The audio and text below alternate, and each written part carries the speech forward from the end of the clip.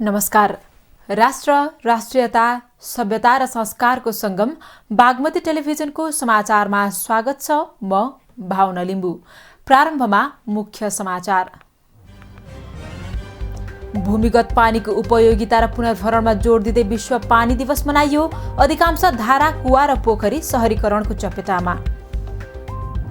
स्थानीय तहको चुनाव नजिकिएपछि प्रमुख दलहरू कार्यकर्ता तान्न र मतदाता आकर्षित गर्न व्यस्त। चुनावपछि ठूलो दल बन्ने एमाले र माओवादीको दाबी। लगातार दोस्रो दिन पनि नेप्से परिसूचक दोहोरो अङ्कले वृद्धि। मंगलबार 235 कम्पनीको 2 अर्ब 51 करोड माथिको कारोबार।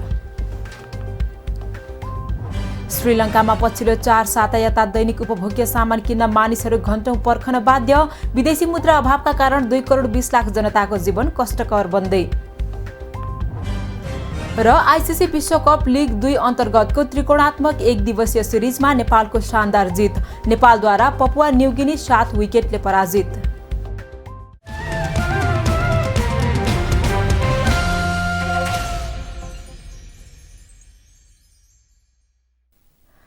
सुरु गरौं सर्वोच्चको अन्तरिम आदेश सम्बन्धी समाचारबाट।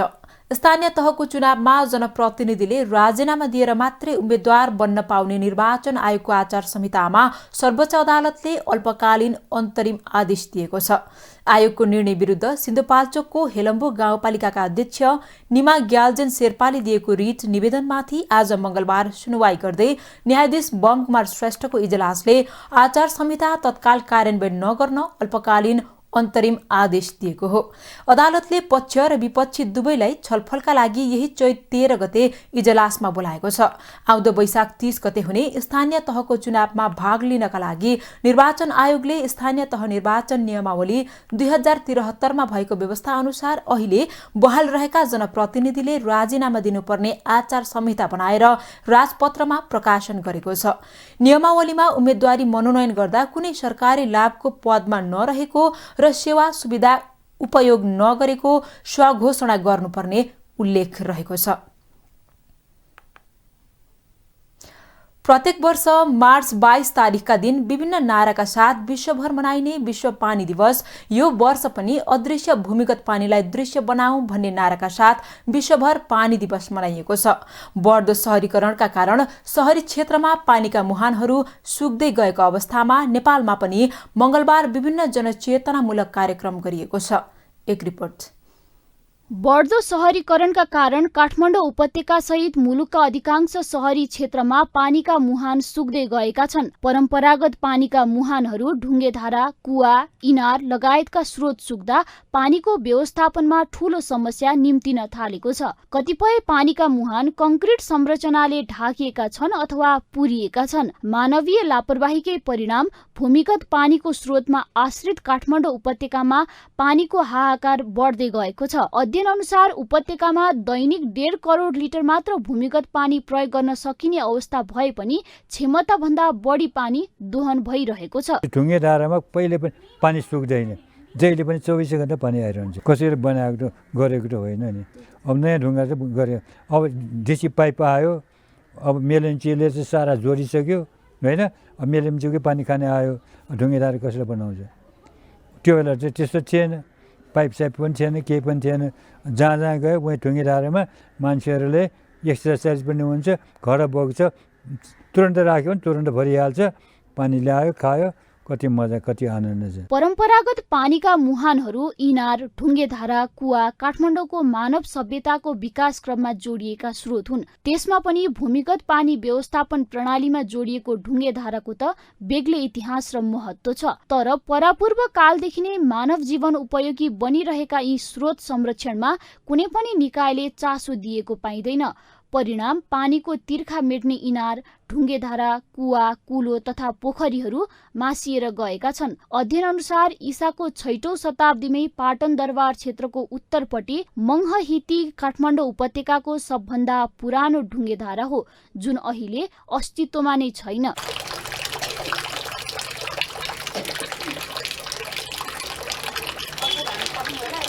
अध्ययन अनुसार नेपालका 95% ढुङ्गेधारा काठमाडौँ उपत्यकामै थिए। तीमध्ये धेरैजसो 13औं देखि 18औं शताब्दीमा मल्लकालमा बनेका हुन्। पछिल्लो पटक उपत्यकामा करिब 500 ढुङ्गेधारा मध्ये काठमाडौँमा 118 वटा, भक्तपुरमा 103 वटा, भक्तपुर ठिमीमा 48 वटा र ललितपुरमा 40 वटा फेला परेका थिए। तर राजकुल अथवा मुहान वा इनारबाट पानी खसालिने धेरै ढुङ्गेधारा भूमिगत पानीको स्रोत मासिएपछि सुकेका छन्। अस्तित्वमा रहेका ढुङ्गेधारामा पनि पानी झर्न छाडेका छन्। उपत्यकामा बढ्दो जनसङ्ख्यालाई धान्न पानीको वैकल्पिक स्रोत व्यवस्थापन हुन सकेको छैन। मेन कारण के हो भने अब अहिले जनसङ्ख्याको अति नै बढी चाप चाहिँ काठमाडौँमा परिरहेको छ। अनि त्यो हरेक मान्छेको लागि चाहिँ अब घरहरू चाहियो, सडकहरू चाहियो, उहरू चाहियो। अनि त्यो गर्दाखेरि जुन कुरा पहिला रिचार्ज हुन्थ्यो, खाली ठाउँबाट चाहिँ रिचार्ज हुने थियो, त्यो अहिले साह्रै घटेको अवस्था छ। घरहरूले सबै कभर गरिदियो, अनि बाटाहरूले सबै कभर गरिदियो, अनि घरहरू बाटाहरूमा पनि हामी त्यो रिचार्ज हुने मेटेरियल हामी युज गर्दैनौँ, सिमेन्ट युज गर्छौँ, कन्क्रिट युज गर्छौँ। त्यसले चाहिँ रिचार्ज हुन चाहिँ छेक्छ, तिर्दैन। त्यसो भएको हुनाले चाहिँ यो चाहिँ अलि उग्र रूपमा चाहिँ गइरहेछ। ढुङ्गेधारा मात्र नभई इनार र पोखरीहरूको अस्तित्व पनि सङ्कटमा परेको छ। विकासको नाममा पानीको निकास बन्द गर्ने तथा आकाशे पानी सिधै ढल पाइपबाट तर्काउने परिपाटीले भूमिगत पानी सुकेर गएको छ। परिणाम काठमाडौँ उपत्यकाको रैथाने ज्ञानको मुहान नासिदा राजधानी काकाकुल जस्तै पानीको अभावमा छटपटाइरहेको छ। खानेपानीको समस्या शहरी क्षेत्रमा मात्र सीमित छैन। सरकारले पाइप प्रणालीबाट 88% नागरिकको पहुँचमा पानी पुगेको दावी गरे पनि एक गाग्रो पानीका लागि घण्टौं लाइन बस्नुपर्ने बाध्यता यथावत छ। यही अभावको अवस्थाबाट संघीय राजधानी काठमाडौँ नै गुज्रिन थालेको छ। जुन अभाव टार्न विकल्प भनिएको मेलम्ची अझै कहिले आउँछ अत्तो पत्तो छैन। यही मेलम्चीको आशमा उपत्यकावासीले 2 दशक यता पानी दिवस मनाइरहेका छन्। पानी जीवन हो। पानी र पर्यावरणको संरक्षण हुन नसक्दा शहरी क्षेत्रका अधिकांश पानीका मुहानहरू सुक्दै गएका छन्। भूमिगत पानीको स्रोत सुकेकै कारण यस्ता सयौं धारा, कुवा र मुहानमा निर्भर शहरी जनसङ्ख्या पिउने पानीको अभावमा छटपटाइरहेको छ। यो अव्यवस्थित शहरीकरणको परिणाम हो। बागमती टेलिभिजनका लागि क्यामेरामा नितेश माथेमाका साथ यशोदा भण्डारी, ललितपुर। अब पालो बेलाको बोली। हरेक वर्ष भूमिगत पानीको स्रोत व्यवस्थापन र संरक्षणका विषयमा बहस हुने गरेको छ। तर भूमिगत अथवा परम्परागत पानीको स्रोत सुक्दै गएका छन्। मुहान र स्रोत संरक्षणको विषयमा बहस चले पनि काठमाडौँ उपत्यकाको मौलिक सभ्यताको पर्याय मानिने अधिकांश ढुङ्गेधारा सुकेका छन् अथवा मासिएका छन्। यसै सन्दर्भमा हामीले काठमाडौँ र ललितपुरका सर्वसाधारणलाई ढुङ्गेधारामा किन पानी आउन छाडेको होला भनेर सोधेका थियौं। हेरौं सर्वसाधारणको भनाई उनीहरूकै शैलीमा।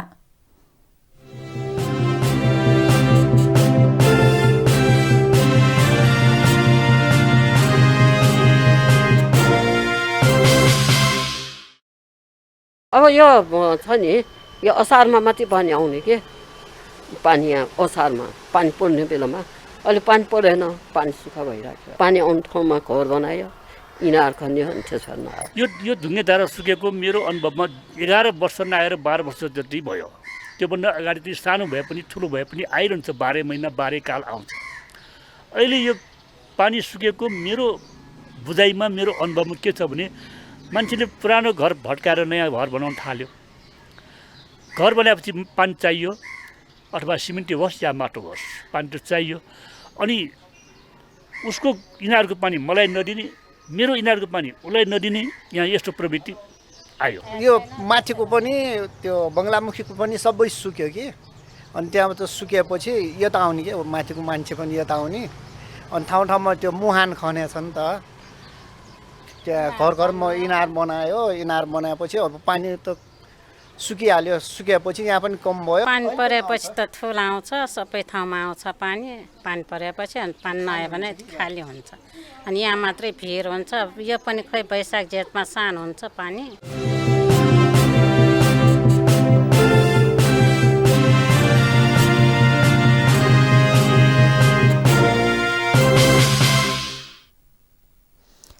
समाचारमा एकैछिन विश्राम।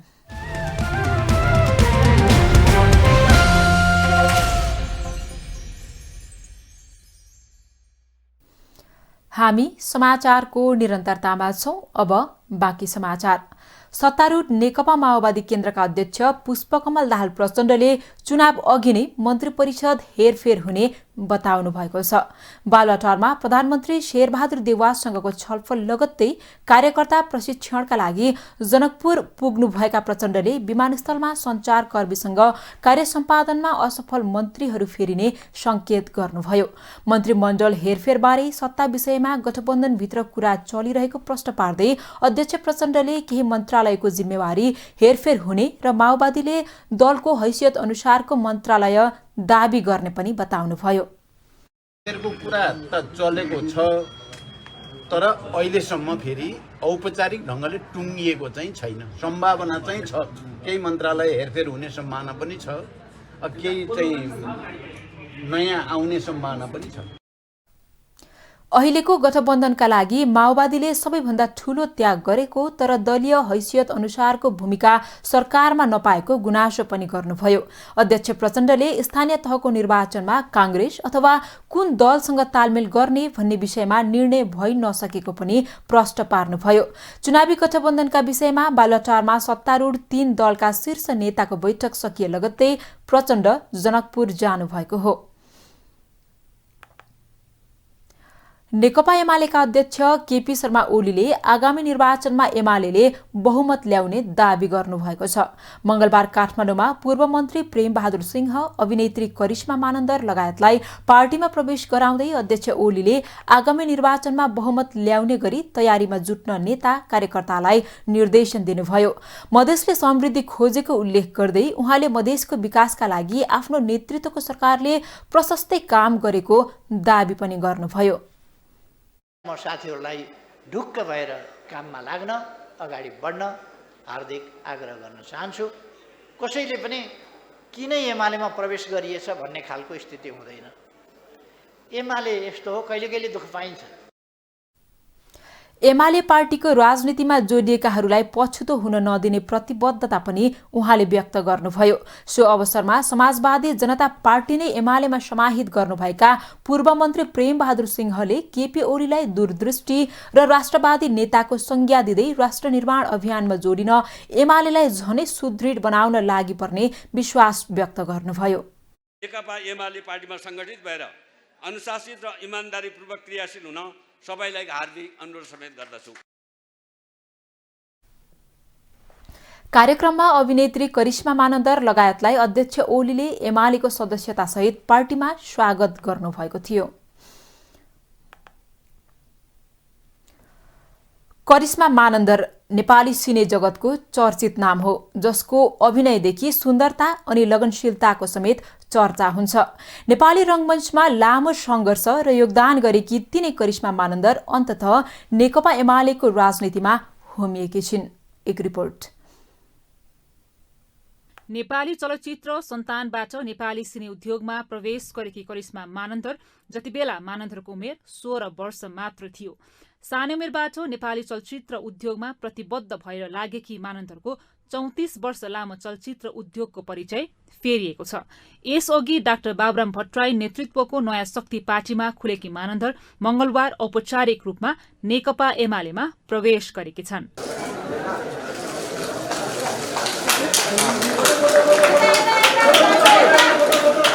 रातो सारी, रातो पछ्यौरा, घाँटीमा सेतो मोतीको माला अनि हातमा हरियो औँठी लगाएर मंगलबार दिउँसो 1:30 बजे अभिनेत्री करिश्मा बबरमहलको कार्की ब्याङ्क्वेट पुग्दा प्रश्नले घेरिनु पर्यो।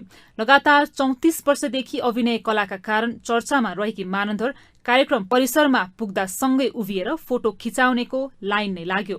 पार्टी अध्यक्ष केपी शर्मा ओलीलाई पर्खिरहेका नेता कार्यकर्ताको ध्यान मानन्दरतिर मोडियो।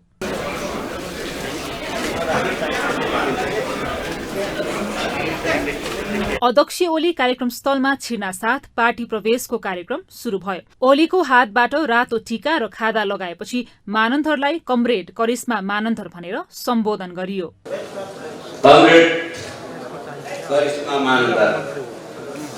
नाम नै परिचयमा परिणत गरेकी मानन्धरले मुलुकको परिवर्तनको सपनासहित नेकपा एमालेमा समाहित भएको प्रतिक्रिया दिएकी छन्।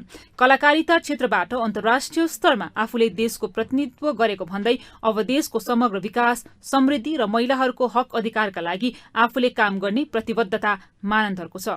आफू पहिला केही समय नयाँ शक्तिमा रहेको उल्लेख गर्दै अब सक्रिय राजनीति एमालेबाटै गर्ने दृढता मानन्धरले व्यक्त गरेकी छन्। यो कुनै सौदेबाजी होइन, यहाँनिर मेरो कुनै आग्रह पनि छैन, कुनै ठोस माग पनि छैन, केही पनि छैन। प्रश्न बनाउन चाहन्छु र म एउटा नितान्त एमालेको कार्यकर्ता भएर हजुरहरूसँग जोडिन आइपुगेको छु। राजनीति नै गर्न किन एमाले भन्ने प्रश्नमा मानन्धरले केपी शर्मा ओलीको ऊर्जाले आफू एमालेमा प्रवेश गर्न प्रेरित गरेको दावी गरेकी छन्। जनतालाई भिजन देखाउने र भविष्य सुनिश्चित गर्ने ओली मात्र भएको जिकिर मानन्धरको छ।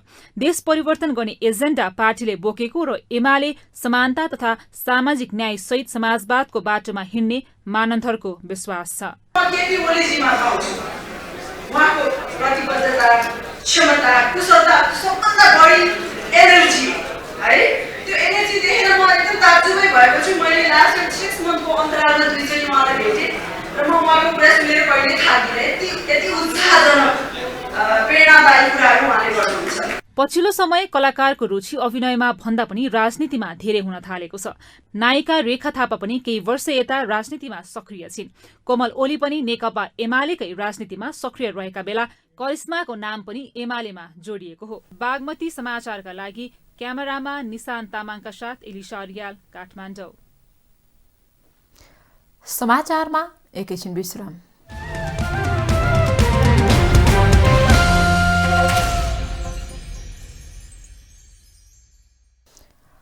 हामी समाचारको निरन्तरतामा छौं। अब बाँकी समाचार। स्वास्थ्य तथा जनसङ्ख्या मन्त्री विरोध खतिवड़ाले चीन सरकारका कारणले भक्तपुरमा हालसम्म वीर अस्पताल बनाउन नसकिएको बताउनु भएको छ। मंगलबार चागु नारायण नगरपालिका वडा नम्बर 1 मा अवस्थित वीर अस्पतालको विस्तारित परियोजना जग्गा अनुगमनका क्रममा स्वास्थ्य मन्त्री खतिवड़ाले भक्तपुरमा चीन सरकारको सहयोगमा वीर अस्पताल बनाउने भनेर लागि परेको भए पनि विभिन्न कारणले चीन सरकारको सहयोग नपाएका कारण हालसम्म अस्पताल निर्माण हुन नसकेको बताउनु भएको हो। चीनिया विदेश मन्त्रीको नेपाल भ्रमणका बेलामा यो विषयलाई एजेन्डामा राखेर छलफल हुने र निर्माणका लागि चीनिया सरकारलाई सहमति गराउने प्रयास गर्ने उहाँको भनाइरहेको छ। त्यो सँगसँगै सत्य कुरो के हो भन्दा चीनले दिन्छ भन्ने आँट र आशमा हामीले यसलाई अगाडि बढायौं। विभिन्न कारणले डिस्टर्ब भयो, कोरोना आएर डिस्टर्ब भयो, अब यसलाई हामी अगाडि बढाउँछौं। उहाँले चीन सरकारको सहयोगमा निर्माण हुन नसके दाताहरू पनि खोज्दै नेपालले आफ्नै लगानीमा निर्माण कार्य प्रारम्भ गर्नुपर्ने बताउनुभयो।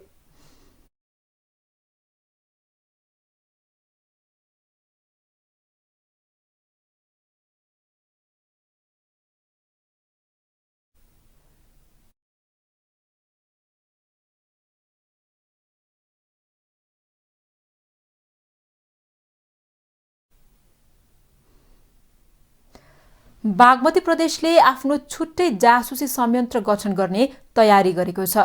मंगलबार बसेको बागमती प्रदेश सभाको बैठकमा प्रदेशसभामा गत पौष 21 गते दर्ता भएको प्रदेश अनुसन्धान ब्युरो विधेयक 2078लाई छलफलका लागि समितिमा पठाएको हो। नेपालको संविधानले गुप्तचरी संयन्त्र संघीय कानून बमोजिम परिचालन हुने व्यवस्था गरे पनि प्रदेश सरकारले आफ्नो छुट्टै संयन्त्र निर्माण गर्न प्रदेश अनुसन्धान ब्युरो गठन गर्ने निर्णय गरेको हो। आज बसेको प्रदेशसभाको बैठकमा बागमती प्रदेशका आन्तरिक मामिला तथा कानून मन्त्री कृष्ण प्रसाद शर्मा खनालले उक्त विधेयकलाई समितिमा छलफलका लागि पठाउन प्रस्ताव गर्नुभएको थियो। माननीय सभामुख महोदयको अनुमतिले प्रदेश अनुसन्धान ब्युरो सेवाको गठन, स्थापना, काम, कर्तव्य र अधिकार सम्बन्धमा व्यवस्था गर्न बनेको विधेयकलाई दफावार छलफलको लागि सम्बन्धित समितिमा पठाइयोस् भन्ने प्रस्ताव सम्मानित सभामा पेश गर्दछु। धन्यवाद।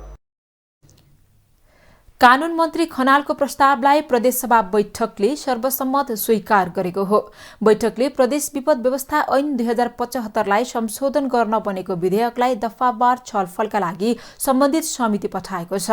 त्यस्तै बागमती प्रदेशसभाका सभामुख शानुकुमार श्रेष्ठले प्रदेश सञ्चार माध्यम व्यवस्थापन ऐन 2075लाई संशोधन गर्न बनेको विधेयकलाई दफावार छलफलका लागि सम्बन्धित समितिमा पठाइयोस् भन्ने प्रस्तावलाई सर्वसम्मत स्वीकृत गरेको घोषणा गर्नुभयो। उहाँले प्रदेश अनुसन्धान ब्युरो सेवाको गठन, स्थापना, काम, कर्तव्य र अधिकारका सम्बन्धमा व्यवस्था गर्न बनेको विधेयकलाई दफावार छलफलका लागि सम्बन्धित समितिमा पठाइयोस् भन्ने प्रस्तावलाई पनि सर्वसम्मत स्वीकृत भएको पनि घोषणा गर्नुभयो।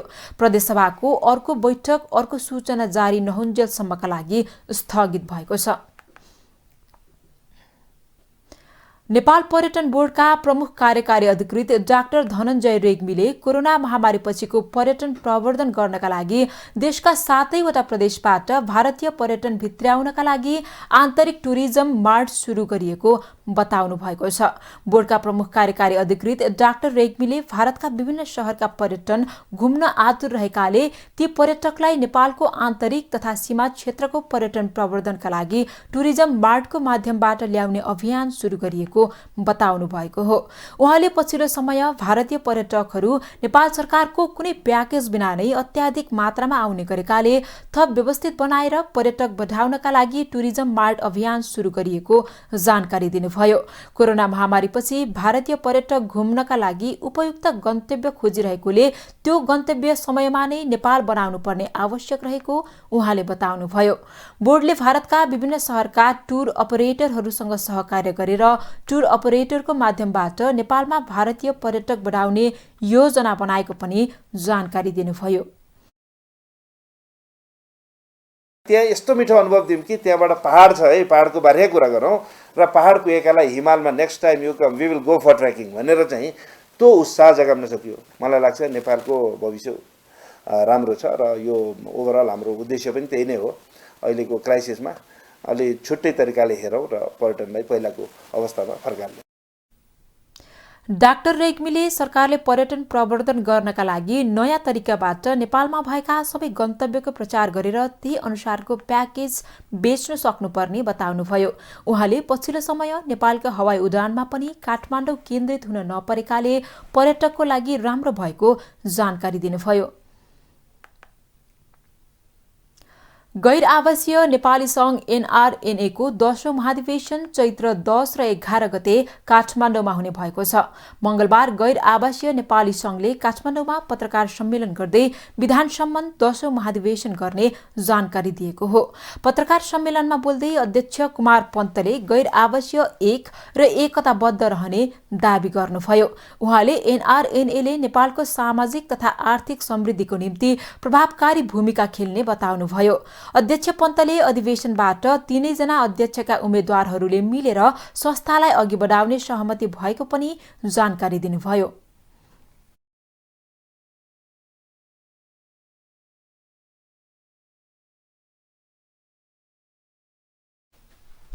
अध्यक्षका उम्मेद्वार डाक्टर बद्री केसीले अहिलेको अवस्थामा संस्थामा बृहत आम सहमति गर्नु बाहेक अन्य कुनै विकल्प नभएको बताउनुभयो।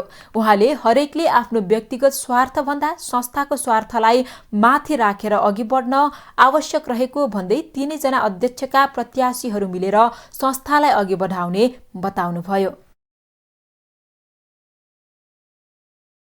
अहिलेको अवस्थामा संस्थामा बृहत आम सहमति गर्नु बाहेक अन्य कुनै पनि उपाय छैन। हरेक व्यक्तिले आफ्नो व्यक्तिगत स्वार्थभन्दा संस्थाको स्वार्थलाई माथि राखेर अगाडि जानुपर्छ भन्नेमा हामी सबै सहमत भएका छौँ। त्यस्तै अर्का अध्यक्षका प्रत्याशी कुल आचार्यले पदको लागि भन्दा पनि संस्था बचाउने निर्णयमा पुगेको दावी गर्नुभयो।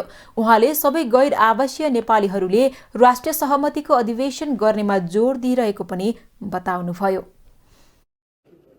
धेरै छलफल, धेरै लडाईँ झगडा र धेरै किसिमका उतार चढावपछि हामी सबै पदको लागि भन्दा पनि संस्था बचाउनको लागि एउटा निर्णयमा पुगेका छौँ। त्यस्तै अध्यक्ष पदकी प्रत्याशी रबिना थापाले संस्थामा भएका विवादहरूलाई समाधान गरेर सहमतिमा संस्थालाई अघि बढाउने दावी गर्नुभयो। एनआरएनएले गैर आवासीय नेपाली संघलाई स्वतन्त्र, स्वायत्त, गैर राजनैतिक, सामाजिक तथा परोपकारी संस्थाको रूपमा अक्षुण्ण राख्दै थप प्रभावकारी बनाउन पनि राजनैतिक दल र सम्बद्ध पक्षसँग आग्रह गरेको छ। यो महाधिवेशनपछि सहमति प्रणालीबाट नेतृत्व गर्ने निर्णय भएको पनि अध्यक्षकी प्रत्याशी थापाले जानकारी दिनुभयो। नेपालको पूर्वी भागमा हावाहुरी सहित पानी पर्ने सम्भावना रहेको मौसमविदले जनाएका छन्। मौसमविद डाक्टर धर्मराज उप्रेतीले भारतबाट समुद्री आँधी शुरू भएको र त्यसको प्रभावस्वरूप नेपालको पूर्वी भेगमा हावाहुरी र पानी पर्ने सम्भावना रहेको बताउनुभयो। 60 देखि 70 किलोमिटर प्रति घण्टाको वेगमा चलिरहेको हावाले बंगालको खाडी र म्यानमारमा हाल ठूलो पानी परिरहेको र 2-3 दिन अझै यसको वेग बढ्ने उहाँको भनाइ छ। यस आँधीको असर नेपालको पूर्वी भाग र उच्च हिमाली क्षेत्रमा पनि देखिने उहाँले उल्लेख गर्नुभयो। शुक्रबारसम्ममा पूर्वी भागमा असिना पानी र हावाहुरी चल्ने सम्भावना रहेको उहाँले जानकारी दिनुभयो।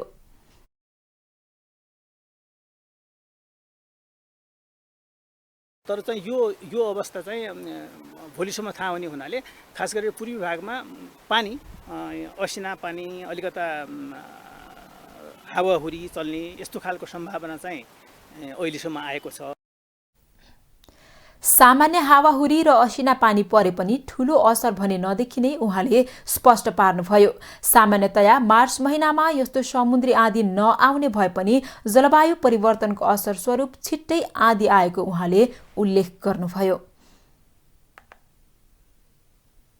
अब आर्थिक समाचार।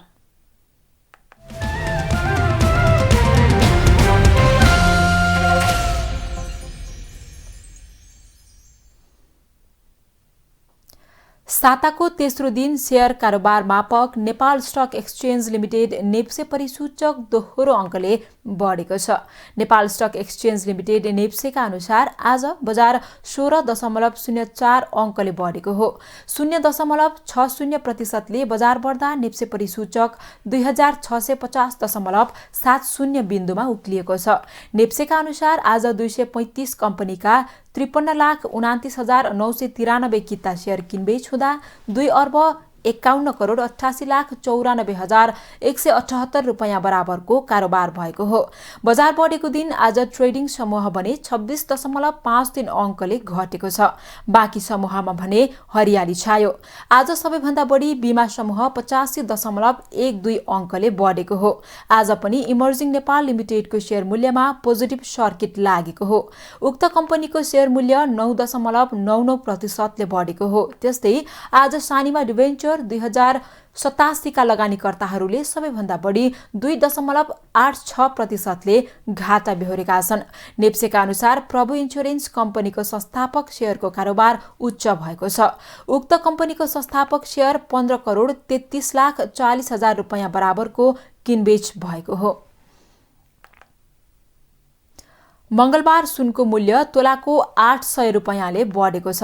नेपाल सुन चाँदी व्यवसायी महासंघका अनुसार मंगलबार छापावाल सुन प्रति तोला 800 रुपैयाँले बढेर 1,03,000 रुपैयाँ कायम भएको छ। यसैगरी तेजाबी सुनको मूल्य तोलाको 79,800 रुपैयाँ निर्धारण भएको छ। यसअघि सोमबार छापावाल सुन तोलाको 79,500 रुपैयाँमा कारोबार भएको थियो। तेजाबी सुनको मूल्य तोलाको 79,000 रुपैयाँ निर्धारण भएको थियो। यस्तै चाँदीको मूल्य पनि प्रति तोला 20 रुपैयाँले बढेर 1,395 रुपैयाँ कायम भएको छ। पछिल्लो समय रसिया र युक्रेन बीच भएको युद्धको प्रभावले विश्व बजारमा नै सुन चाँदीको मूल्यमा तीव्र उतार चढाव आएको छ। अब अन्तर्राष्ट्रिय समाचार।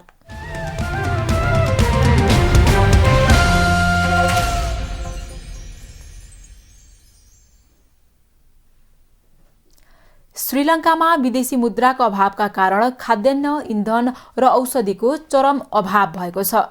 विदेशी मुद्रा अभावका कारण 2 करोड 20 लाख जनताको जीवनस्तर दिनानुदिन निकै कष्टकर बन्दै गएको छ। दैनिक उपभोग्य सामान किन्न मानिसहरू घण्टौं लाममा लाग्न बाध्य भएका छन् भने पेट्रोल पम्पहरूमा अत्याधिक भीड बढेपछि सेना परिचालन गरिएको छ। श्रीलङ्काले अनलाइन डेली मिरर.lk ले सिलोन पेट्रोलियम कर्पोरेसनबाट सञ्चालित पेट्रोल पम्पहरूमा सेना परिचालन गरिएको जनाएको छ। पछिल्लो 4 साता यता इन्धन किन्नका लागि मानिसहरू घण्टौं पर्खन बाध्य भएका छन्। आइतबार इन्धनका लागि पालो पर्खिरहेका 2 जनाको अचानक ढलेर मृत्यु भएको अधिकारीहरूले जनाएका छन्। मृतक मध्ये 1 जना मधुमेह र मुटुका रोगी थिए भने अर्का 4 घण्टा भन्दा लामो समय लाममा बस्न बाध्य भएका थिए। कतिपय सामग्रीको अभाव भएपछि सरकारले कोटा निर्धारण गरेको अन्तर्राष्ट्रिय सञ्चार माध्यमहरूले जनाएका छन्। मंगलबार 1 अमेरिकी डलरको मूल्य 275 श्रीलङ्कन रुपी पुगेको छ। मंगलबार डलरको भाव खरिद दर 265 र बिक्री दर 275 पुगेको डेली मिररले जनाएको छ। कोरोना भाइरसको महामारीसँगै ओह्रालो लागेको श्रीलङ्काको अर्थतन्त्र गहिरो संकटमा फँसेको छ। इतिहासकै ठूलो वित्तीय समस्याको सामना गरिरहेको श्रीलङ्काले प्रश्न पत्र छाप्ने कागज आयात गर्न नसक्दा विद्यार्थीहरूको परीक्षा समेत गर्न नसकेका कारण लाखौं विद्यार्थीको भविष्य समेत अन्यलमा परेको छ। अब खेलकुद समाचार।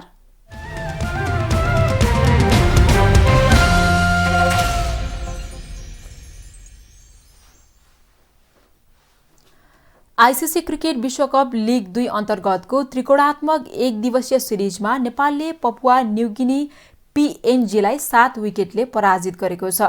दुवै क्रिकेट रंगशालामा 174 रनको लक्ष्य नेपालले 37 ओभरमा 3 विकेट गुमाएर पूरा गर्यो।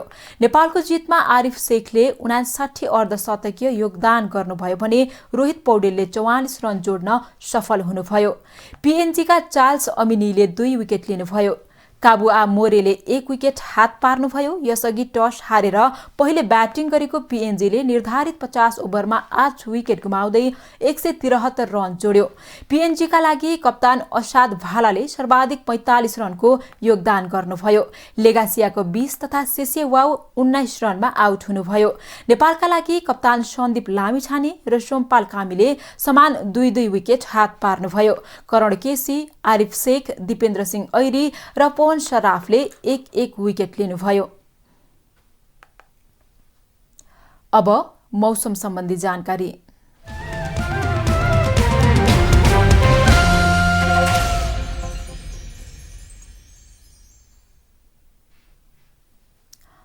प्रदेश 1 मा आंशिकदेखि सामान्य बदली रही अन्य पहाडी भूभागमा आंशिक बदली र अन्य भूभागमा मौसम सामान्यतया सफा रहनेछ। प्रदेश 1 को पहाडी भूभागका 1 वा 2 स्थानहरूमा मेघगर्जन, चट्याङसहित हल्का वर्षाको सम्भावना रहेको छ।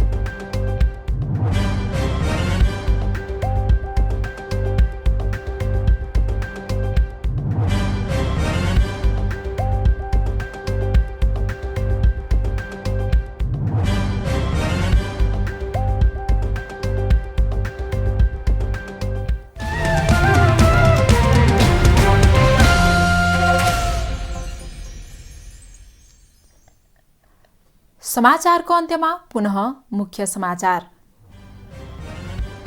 भूमिगत पानीको उपयोगिता र पुनर्भरणमा जोड दिँदै विश्व पानी दिवस मनाइयो। अधिकांश धारा, कुवा र पोखरी शहरीकरणको चपेटामा। स्थानीय तहको चुनाव नजिकिएपछि प्रमुख दलहरू कार्यकर्ता तान्न र मतदाता आकर्षित गर्न व्यस्त। चुनावपछि ठूलो दल बन्ने एमाले र माओवादीको दाबी। लगातार दोस्रो दिन पनि नेप्से परिसूचक दोहोरो अङ्कले वृद्धि। मंगलबार 235 कम्पनीको 2 अर्ब 51 करोड माथिको कारोबार। श्रीलङ्कामा पछिल्लो 4 साता यता दैनिक उपभोग्य सामान किन्न मानिसहरू घण्टौं पर्खन बाध्य। विदेशी मुद्रा अभावका कारण 2 करोड 20 लाख जनताको जीवनस्तर कष्टकर बन्दै। र आइसिसी विश्वकप लिग 2 अन्तर्गतको त्रिकोणात्मक 1 दिवसीय सिरिजमा नेपालको शानदार जित। नेपालद्वारा पपुवा न्युगिनी 7 विकेटले पराजित।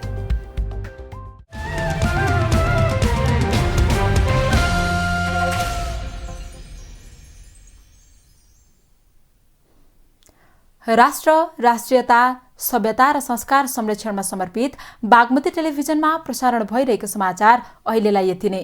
हेर्दै रहनुहोला बागमती टेलिभिजन। नमस्कार।